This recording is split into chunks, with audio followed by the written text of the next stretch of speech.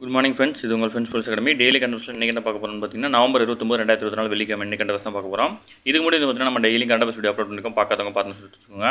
அது மட்டும் இல்லாமல் நம்மளோட சேனல் சப்ஸ்கிரைப் பண்ணுங்கள், சப்போர்ட் பண்ணுங்கள், முடிஞ்சவங்க ஃப்ரெண்ட்ஸ்லாம் ஷேர் பண்ணுங்கள். நம்மளோட ஃப்ரெண்ட்ஸ் போலீஸ் அகாடமி அப்படின்ற டெலிகிராம் சேனலையும் வாட்ஸ்அப் சேனலையும் ஜாயின் பண்ணிக்கோங்க. இம்பார்ட்டன்ட் அப்டேட்ஸ்லாம் உங்களுக்கு அதில் ஒன்றா கிடைக்கும்.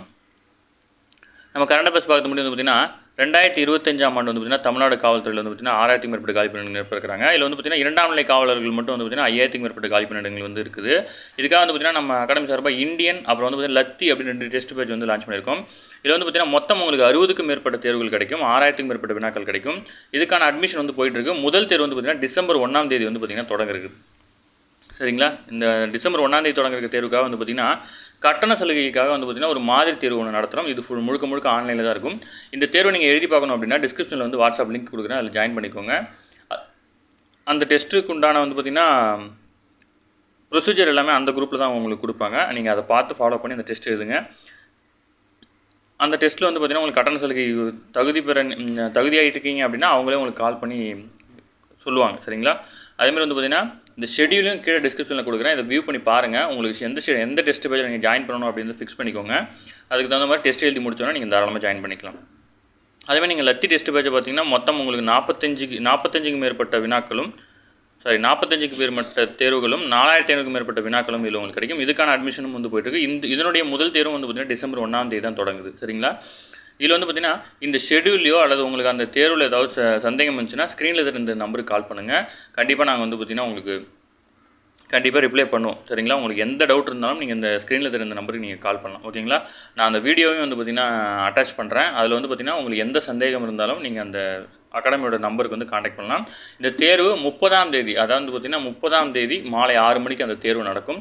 முழுக்க ஆன்லைனில் தான் நடக்கும். 1 மணி நேரம் பார்த்தீங்கன்னா அந்த தேர்வுக்கான கால நேரம். ஓகேங்களா? அதுக்குள்ளே நீங்கள் அந்த தேர்வை எழுதி முடிக்கணும். எழுதி முடித்து தகுதியான மாணவர்கள் பார்த்தீங்கன்னா தேர்வு செய்யப்பட்டு அவங்களுக்கு பார்த்தீங்கன்னா கால் பண்ணி சொல்லுவாங்க.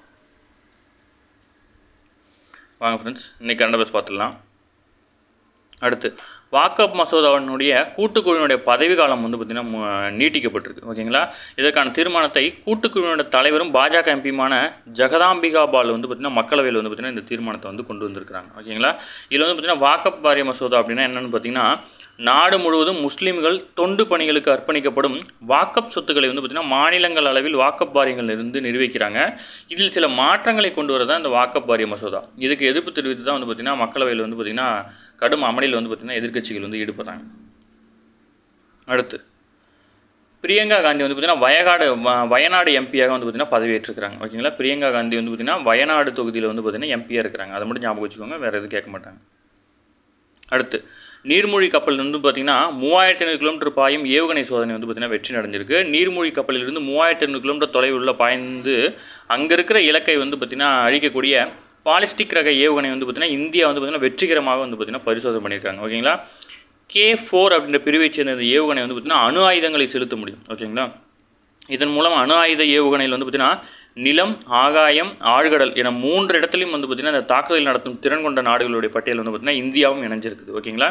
இதில் பார்த்திங்கன்னா அதாவது பார்த்திங்கன்னா விசாகப்பட்டினம் கடற்கரையில் INS ஹரிகந்த் அப்படின்ற நீர்மூழ்கி கப்பலிருந்து பார்த்திங்கன்னா இந்த ஏவுகணை சோதனை பார்த்திங்கன்னா புதன்கிழமை வெற்றிகரமாக நடத்தப்பட்டிருக்கு. நீர்மூழ்கி கப்பலிருந்து பாலிஸ்டிக் ரக ஏவுகணை பார்த்திங்கன்னா இந்தியா பரிசோதிப்பது பார்த்திங்கன்னா இதுதான் முதல் முறை. ஓகேங்களா? இந்த முதல் முறையே அவங்க பார்த்திங்கன்னா வெற்றி கிடச்சிருக்கு. இப்போ TNU சார்பில் என்ன கேட்பாங்க அப்படின்னா நீர்மூழ்கி கீழ்கண்டவற்றில் இந்திய இராணுவத்தை சேர்ந்த நீர்மூழ்கி கப்பல் எதுன்னு சொல்லிட்டு INS ஹரிகந்த் அப்படின்னு கொடுப்பாங்க. நமக்கு கொஸ்டின்ஸ் இதுதான். மேலே இருக்க இந்த 3500 கிலோமீட்டர் போகிறது அதெல்லாம் நம்ம கொஸ்டின் கிடையாது. அதுக்கு பேர் வச்சுருந்தாங்க அப்படின்னா அதை கேட்பாங்க. அதுக்கு பேர் மென்ஷன் பண்ணி கொடுக்கல. K4 ரகம் அப்படின்னு தான் கொடுத்துருக்காங்க. அது ஒன்றுக்கும் பேர் வைக்கல. சரிங்களா? இது பார்த்திங்கன்னா INS ஹரிகந்த் அப்படின்றது பார்த்திங்கன்னா நீர்மூழ்கி கப்பல். ஓகேங்களா? அது மட்டும் ஞாபகம் வச்சுக்கோங்க. TNU சார்பில் அதுதான் கேட்பாங்க. அடுத்து இந்த பிரியங்கா காந்தி பார்த்திங்கன்னா வயநாடு தொகுதி MP, அதையும் ஞாபகம் வச்சுக்கோங்க. அடுத்து ஜார்க்கண்ட் மாநிலத்திலே 14வது முதல்வராக பார்த்திங்கன்னா ஜார்க்கண்டுடைய முக்தி மோர்ச்சா அந்த கட்சியுடைய தலைவரான ஹேமந்த் சோரன் பார்த்திங்கன்னா பதவியேற்றிருக்கிறார். ஓகேங்களா? தலைநகர் ராஞ்சியில் பிரம்மாண்டமாக நடைபெற்ற பதவியேற்பு விழாவில் ஹேமந்த் சோரனுக்கு பார்த்திங்கன்னா ஆளுநர் சந்தோஷ்குமார் பார்த்திங்கன்னா பதவி பிரமாணம் செஞ்சு வச்சிருக்கிறாரு. இப்போ இதுலேருந்து நம்ம TNU சார்பு எப்படி படிக்கணும் அப்படின்னா ஆளுநருக்கு அதாவது பார்த்திங்கன்னா முதல்வருக்கு பார்த்திங்கன்னா யார் பதவி பிரமாணம் செஞ்சு வைப்பாங்க அப்படின்னா ஆளுநர் பதவி பிரமாணம் செஞ்சு வைப்பார். சரிங்களா? இது மட்டும் தான் கான்செப்ட். நீங்கள் இப்படி தான் அந்த கொஸ்டின் அணுகணும். அடுத்து வெளிநாட்டு பயணிகளை கையாளுவதில் வந்து பார்த்திங்கன்னா 3ஆம் இடத்துல இருந்து சென்னை விமான நிலையம் வந்து பார்த்திங்கன்னா இப்போ 4ஆம் இடத்துக்கு தள்ளப்பட்டிருக்கு. இதில் வந்து பார்த்திங்கன்னா சில போதிய உட்கட்டமைப்பு வசதிகள் இல்லாத காரணத்தினாலும் சில காரணங்களாலும் வந்து பார்த்திங்கன்னா அந்த இது வந்து பார்த்திங்கன்னா தள்ளப்பட்டிருக்கு. இந்த பட்டியலில் வந்து பார்த்திங்கன்னா பெங்களூர் கெம்பவுரா விமான நிலையம் வந்து பார்த்திங்கன்னா கடந்த 2023 வந்து பார்த்திங்கன்னா 3.94 லட்சம் பயணிகளை கையாண்ட நிலையில் இந்த வருஷம் வந்து பார்த்திங்கன்னா சென்னையை பின்னுக்கு தள்ளி அந்த விமான நிலையம் வந்து பார்த்திங்கன்னா 3ஆம் இடம் பிடித்திருக்குது. ஓகேங்களா? இதில் வந்து பார்த்திங்கன்னா இந்த பட்டியலில் தில்லி மும்பை விமான நிலையங்கள் தான் வந்து பார்த்திங்கன்னா முதல் மற்றும் 2ஆம் இடத்துல இருக்குது. ஓகேங்களா? வெளிநாட்டு பயணிகளை கையாளும் பட்டியலில் வந்து பார்த்திங்கன்னா டெல்லி விமான நிலையம் முதலிடத்துலையும் மும்பை விமான நிலையம் வந்து பார்த்திங்கன்னா 2ஆம் இடத்துலையும் 3ஆம் இடத்துல பெங்களூரு விமான நிலையம் வந்திருக்கு. அதுக்கப்புறம் தான் 4ஆவது இடத்துல தான் வந்து பார்த்திங்கன்னா சென்னை விமான நிலையம் இருக்குது. இவ்வளோ தான் கான்செப்ட், இதை புரிஞ்சுக்கோங்க. அடுத்து ஆளில்லா மெட்ரோ ரயில் தயாரிப்புக்கான ஏற்பு கடிதத்தை வந்து பார்த்திங்கன்னா BEML நிறுவனத்திடம் வந்து பார்த்திங்கன்னா ஒப்படைச்சிருக்காங்க. இந்த ஒப்பந்தத்தின்படி வந்து பார்த்திங்கன்னா முதல் மெட்ரோ ரயில் வந்து பார்த்திங்கன்னா 2026 வந்து பார்த்திங்கன்னா சென்னை மெட்ரோ ரயில் நிறுவனத்திடம் வந்து பார்த்திங்கன்னா ஒப்படைக்கப்படும் அப்படின்னு சொல்லியிருக்காங்க. அதில் வந்து பார்த்திங்கன்னா சோதனை ஓட்டம் நடத்தப்பட்டு அதுக்கப்புறம் வந்து மீதமுள்ள மெட்ரோ ரயில் வந்து 2027 மார்ச் முதல் 2029 வரை ஏப்ரல் வரை வந்து பார்த்திங்கன்னா ஒவ்வொரு கட்டமாக வந்து பார்த்திங்கன்னா ஒப்படைக்கப்படும் அப்படின்னு சொல்லியிருக்காங்க. ஓகேங்களா? அதாவது பார்த்திங்கன்னா ஆளில்லா மெட்ரோ ரயில் தயாரிப்பு வந்து பார்த்திங்கன்னா என்னைக்கு கம்ப்ளீட்டாக முடியுது அப்படின்னா 2026. ஓகேங்களா? அதை மட்டும் ஞாபகம் வச்சுக்கோங்க. அடுத்து குரூப் 4 கலந்தாய்வு வரிசை விவரம் வந்து பார்த்திங்கன்னா அறிவிச்சிருக்காங்க. இதை வந்து பார்த்திங்கன்னா நீங்கள் அந்த இணையதளத்தில் போய்ட்டு வந்து பார்த்திங்கன்னா செக் பண்ணிக்க முடியும். அடுத்து மகளிர் சுய உதவி குழுக்கள் தயாரிப்பு பொருட்கள் வந்து பார்த்திங்கன்னா மிகப்பெரிய அளவில் சந்தை வாய்ப்புகளை ஏற்படுத்தும் வகையில் வந்து பார்த்திங்கன்னா இதில் இருக்க பேர் வந்து TNUSRB இருந்தாலும் TNPSC இருந்தாலும் நோட் பண்ணிக்கணும். மதி அனுபவ அங்காடி, சிறுதானிய உணவகங்கள், மதி சந்தை விற்பனை இணையதளம், இயற்கை அங்காடி, மதி நடமாடும் விற்பனை வாகனம், அடுக்குமாடி விற்பனை சந்தை போன்ற இந்த திட்டங்களின் மூலம் வந்து பார்த்திங்கன்னா என்ன பண்ணாங்க அப்படின்னா மகளிர் சுய உதவி குழுக்கள் தயாரிக்கிறாங்க இல்லையா, அந்த பொருட்களை வந்து சந்தைப்படுத்துறதுக்காக இந்த திட்டங்கள்லாம் கொண்டு வந்திருக்காங்க. திட்டங்களோட பேரை மட்டும் ஞாபகம் வச்சுக்கோங்க. அதன் தொடர்ச்சியாக இப்போ என்ன பண்ணியிருக்காங்க அப்படின்னா Amazon, Flipkart, Jio mart, tata இந்த மாதிரி நிறுவனத்துடைய இணையதளத்தில் வந்து பார்த்திங்கன்னா இந்த பொருட்களை சந்தைப்படுத்த அடுத்த கட்ட நடவடிக்கை எடுத்திருக்கிறாங்க. ஓகேங்களா? அதை மட்டும் ஞாபகம் வச்சுக்கோங்க, வேறு எதுவும் தேவையில்லை.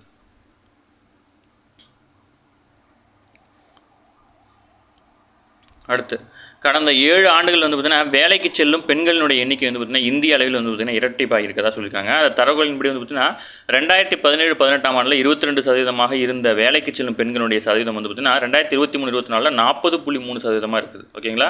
அதேமாதிரி 2017-18 5.6% இருந்த பெண்களினுடைய வேலை வாய்ப்பின்மை விகிதம் வந்து பார்த்திங்கன்னா 2023-24 வந்து பார்த்திங்கன்னா 3.2% குறைந்திருக்குது. ஓகேங்களா? நமக்கு வந்து பார்த்திங்கன்னா டேட்டா ஃபுல் டீட்டெயிலெலாம் படிக்க தேவையில்ல, ஹெட்லைன் மட்டும்தான். அப்போ வந்து பார்த்திங்கன்னா இதுதான் உங்களுக்கு கொஷின்ஸு. இதில் வந்து பார்த்திங்கன்னா வேலைக்கு செல்லும் பெண்கள் தொடர்பான நிகழாண்டு சதவீத பட்டியல் வந்து பார்த்திங்கன்னா சிக்கிம் முதலிடத்திலையும், மேகாலயா 2ஆம் இடத்துலையும், அருணாச்சல பிரதேசம் 3ஆம் இடத்துலையும், ஹிமாச்சல பிரதேசம் 4ஆம் இடத்துலையும் இருக்குது. அவ்வளோதான், இதை மட்டும் தான் கான்செப்ட். இதே தமிழ்நாட்டில் என்ன கொடுத்தாங்கன்னா தமிழ்நாட்டில் இந்த சதவீதம் வந்து பார்த்திங்கன்னா 39.1 இருந்திருக்கு 2021-22. 2022-23 38.6 இருந்திருக்கு. 2023-24 41.5 பதிவாயிருக்கு. ஓகேங்களா? அப்போ வந்து பார்த்திங்கன்னா 2021-22 வந்து பார்த்திங்கன்னா அதிகமாக இருந்து 2022-23 குறைஞ்சி மறுபடியும் வந்து பார்த்திங்கன்னா 2023-24 வந்து பார்த்திங்கன்னா அதிகரிச்சிருக்கு. ஓகேங்களா? கழிவுநீர் தொட்டியில் வந்து பார்த்திங்கன்னா ஏற்படும் மரணங்கள் வந்து பார்த்திங்கன்னா தமிழகம் வந்து முதலிடத்தில் இருக்குது. நாடு முழுவதும் கழிவுநீர் தொட்டிகளை சுத்தம் செய்யும் பணிகளில் ஏற்படுறவங்க வந்து பார்த்திங்கன்னா அந்த மரணிக்கிறதுல வந்து பார்த்திங்கன்னா இந்த பட்டியலில் வந்து பார்த்திங்கன்னா தமிழகம் வந்து பார்த்திங்கன்னா முதலிடத்தில் இருக்கிறதா தெரிவிச்சிருக்காங்க. 1993ஆம் ஆண்டிலேருந்து வந்து பார்த்திங்கன்னா கணக்கெடுத்தால் இந்த கழிவுநீர் தொட்டியை வந்து பார்த்திங்கன்னா அகற்றும் பணி செய்யக்கூடிய பணியாளர்களுடைய இறப்புகளின் எண்ணிக்கையில் வந்து பார்த்திங்கன்னா தமிழகம் அதிகபட்சமாக 253 பேர் வந்து பார்த்திங்கன்னா உயிரிழந்திருக்காங்க. இதுக்கு அடுத்தபடியாக குஜராத்தில் 183 பேரும், உத்தரப்பிரதேசில் வந்து பார்த்திங்கன்னா 133 பேரும், தில்லியில் 116 பேரும் உயிர்ந்திருக்காங்க. இந்த பட்டியலில் வந்து பார்த்திங்கன்னா தமிழகம் முதலிடத்தில் இருக்குது. TNUSRB நோட் பண்ணிக்க வேண்டியதான். அடுத்து தமிழக சுற்றுலா திட்டங்களுக்கு வந்து பார்த்திங்கன்னா நிதி உதவி கோரி மத்திய அமைச்சர்கிட்ட வந்து பார்த்திங்கன்னா மனு கொடுத்துருக்காங்க. இந்த சுற்றுலாத்துறை முன்னெடுத்ததுக்கு வந்து பார்த்திங்கன்னா ஸ்வதேஷ் தர்ஷன் அப்படின்ற 2.0 அப்படின்ற திட்டமும், அது மட்டும் வந்து இல்லாமல் வந்து பார்த்திங்கன்னா பிரசாத் திட்டம், இந்த 2 திட்டமும் வந்து பார்த்திங்கன்னா சுற்றுலாத்துறை மேம்படுத்தக்கூடிய திட்டம். இது திட்டத்தோட பேர் மட்டும் ஞாபகம் வச்சுக்கோங்க. இந்த நம்ம நேற்றே பார்த்தோம், அந்த பிரசாத் திட்டத்தின் கீழ் வந்து பார்த்திங்கன்னா தமிழகத்தில் 29 நவகிரக கோயில்களை வந்து பார்த்திங்கன்னா மேம்படுத்திருக்கிறாங்க. ஓகேங்களா?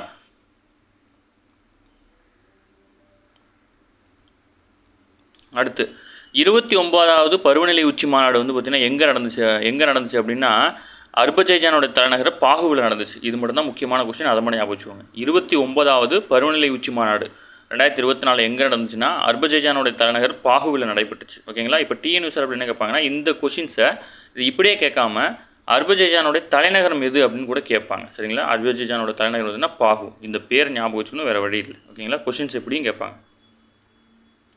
அடுத்து இது வந்து பார்த்திங்கன்னா சில அதிபருடைய பேர், பிரதமருடைய பேர் கொடுத்துருக்காங்க. இதை நோட் பண்ணிக்கோங்க. ஓகேங்களா? இவங்களாம் வந்து பார்த்திங்கன்னா அந்த பருவநிலை மாற்ற இதில் வந்து பார்த்திங்கன்னா பங்கு பெறலை. இருந்தாலும் அவங்களுடைய பேர்லாம் முக்கியமான ஆளுங்க தான் எல்லாமே. ஓகேங்களா?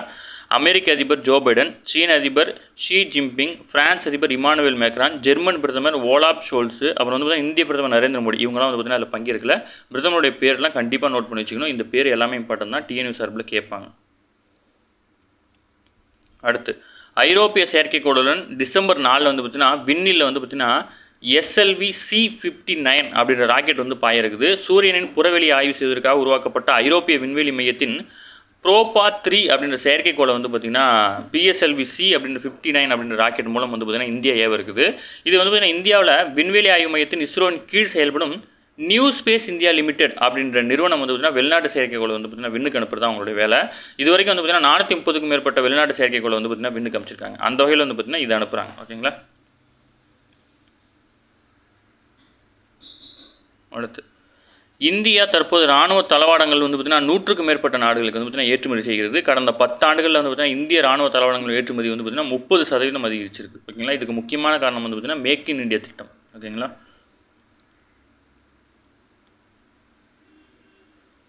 அடுத்து வந்து பார்த்தீங்கன்னா யானையும் டிராகனும் கைகோத்து நடனமாடும் அப்படின்னா என்ன அர்த்தம் அப்படின்னா இந்திய சீன எல்லையில் வந்து பார்த்திங்கன்னா அந்த சுமூகமான உறவை குறிக்கும் வகையில் வந்து பார்த்திங்கன்னா சீனாவை சேர்ந்த அதிகாரிகள் வந்து தெரிவிச்சிருக்காங்க. நமக்கே தெரியும் இந்தியாவுடைய பாரம்பரிய விலங்கு அப்படின்னு சொன்னால் யானைன்னு சொல்லுவோம். அதேமாதிரி வந்து பார்த்திங்கன்னா அந்த சீனாவுடைய பாரம்பரிய விலங்குன்னா டிராகன் சொல்லுவாங்க. அதனால தான் யானை டிராகனும் கைகோத்து நடனமாடும் அப்படின்னு சொல்லிக்கிறாங்க. இது இப்படி டேரெக்டாக நோட் பண்ணிக்கோங்க. ஓகேங்களா? அடுத்து விழிஞ்சம் துறைமுகம் திட்டத்தினுடைய கால நீட்டிப்பு வந்து பார்த்திங்கன்னா அதானி குழுமத்திடம் வந்து பார்த்திங்கன்னா கேரளம் வந்து பார்த்திங்கன்னா புதிய ஒப்பந்தம் மேற்கொண்டிருக்கிறாங்க. இந்த விழிஞ்சம் துறைமுகத்தை வந்து பார்த்திங்கன்னா வந்து உள்கட்டமைப்பு வசதிகளை மேம்படுத்தக்கூடிய திட்டம் வந்து பார்த்திங்கன்னா கொரோனாவுக்கு முன்னாடி கொடுத்துருந்தாங்க. கொரோனா காலகட்டமாக அதை நிறுத்தி வைக்கப்பட்டுச்சு. இப்போ மீண்டும் வந்து பார்த்திங்கன்னா அந்த பணிகள் வந்து தொடங்குறாங்க. ஓகேங்களா? இப்போ டிஎன்யூ சார்பில் இதை கொஸ்டினாக கேட்கணும்னா விழிஞ்சம் துறைமுகம் எந்த மாநிலத்தில் அமைந்துள்ளதுன்னு அப்படியே டேரெக்டாக கேட்பாங்க. ஓகேங்களா? மற்றபடி வேறு பெருசாலாம் கிடையாது, ஹெட்லைன் தான் கொஸ்டின். அடுத்து வந்து பார்த்திங்கன்னா Syed Modi India international badminton போர்டில் வந்து பார்த்திங்கன்னா PV சிந்து வந்து பார்த்திங்கன்னா வெற்றி பெற்றிருக்காங்க. இப்போ டிஎன்யூ சார்பில் வந்து பார்த்திங்கன்னா PV சிந்து எந்த விளையாட்டுடன் தொடர்புடையதுன்னு கேட்பாங்க. ஓகேங்களா? பேட்மிண்டன். ஓகேங்களா? இதுதான் கேள்வி, அதை மட்டும் நோட் பண்ணிக்கோங்க. அடுத்து ஆஸ்திரேலியா சென்றுள்ள இந்திய கிரிக்கெட் அணி வந்து பார்த்திங்கன்னா அந்நாட்டு பிரதமரான ஆண்டனி அல்பனேசியை வந்து பார்த்திங்கன்னா மரியாதை நிமித்தமாக செஞ்சுருக்காங்க. பிரதமருடைய பேர் ஞாபகம் வச்சுக்கோங்க. அடுத்து காது கேளாத மாற்றுத்திறனாளிகளுக்கான மலேசியாவில் டிசம்பரில் நடைபெறவுள்ள ஆசிய பசிபிக் விளையாட்டுப் போட்டியில் வந்து பார்த்திங்கன்னா பங்கேற்க 68 பேர் கொண்ட குழு வந்து பார்த்திங்கன்னா இந்தியா வந்து அனுப்ப இருக்கிறாங்க. ஓகேங்களா? அடுத்து முக்கியமானது சும்மா இது ஜஸ்ட் கொஷின் இல்லை, ஆனால் இது ஒரே ஒரு கொஷின் தான் இருக்குது. மற்றபடி இதை வந்து நீங்கள் வந்து இதை மோட்டிவாக எடுத்துக்கிட்டு படிக்க ஆரம்பிக்கணும். IPL ஏலத்தில் வந்து பார்த்திங்கன்னா பீகாரோடைய இளம் கிரிக்கெட் வீரரான வைபவ் சூரியவஷ்ணி அப்படின்ற 13 வயதான ஒரு பையன் வந்து பார்த்திங்கன்னா செலக்ட் ஆகிருக்கு. இவர் வந்து பார்த்திங்கன்னா ராஜஸ்தான் ராயல்ஸ் அணியில் வந்து பார்த்திங்கன்னா 1.10 கோடிக்கு வந்து பார்த்திங்கன்னா ஏலத்தில் எடுக்கப்பட்டிருக்கிறார். ஓகேங்களா? இவர் 8ஆம் வகுப்பு படிக்கக்கூடிய மாணவர் தான். IPL வரலாற்றில் ஏலத்தில் எடுக்கப்பட்ட மிக இளம் வயது வீரர் அப்படின்ற வரலாறு சாதனையும் வந்து பார்த்திங்கன்னா இவர் படைச்சிருக்கிறார். இவருடைய அடிப்படை விலையாக வந்து பார்த்திங்கன்னா 30 லட்சம் வந்து பார்த்திங்கன்னா நிர்ணயிக்கப்பட்டுச்சு. அப்புறம் வந்து பார்த்திங்கன்னா மாற்றி கேட்டதன் மூலம் 1.10 கோடிக்கு வந்து பார்த்திங்கன்னா இவர் வந்து பார்த்திங்கன்னா ஏலத்துக்கு போயிருக்கார். ஓகேங்களா? இவருடைய பேர் நல்லா ஞாபகம் வச்சுக்கோங்க, வைபவ் சூரியவன்ஷி. ஓகேங்களா? பேர் ஞாபகம் வச்சுக்கோங்க. இவர் தான் வந்து பார்த்திங்கன்னா IPL வரலாற்றில் ஏலத்தில் எடுக்கப்பட்ட மிக இளம் வயது வீரர். 13 வயதாவது, 8ஆம் வகுப்பு படிக்கிற மாணவர் அவர். அடுத்து விண்வெளியில் வந்து பார்த்திங்கன்னா விரைவில் இந்தியா AI ஆய்வகம் வந்து தொடங்க இருக்கிறாங்க. விண்வெளியில் ஹைதராபாத்தை சேர்ந்த டேக் மீ டு ஸ்பேஸ் அப்படின்ற புத்தாக்க நிறுவனம் வந்து பார்த்திங்கன்னா செயற்கை நுண்ணறிவு ஆய்வகத்தை வந்து பார்த்திங்கன்னா நிறுவ இருக்கிறாங்க. இதுவே விண்வெளியில் வந்து பார்த்திங்கன்னா இந்தியா அமைக்கக்கூடிய முதல் AI ஆய்வகமாகும். ஓகேங்களா?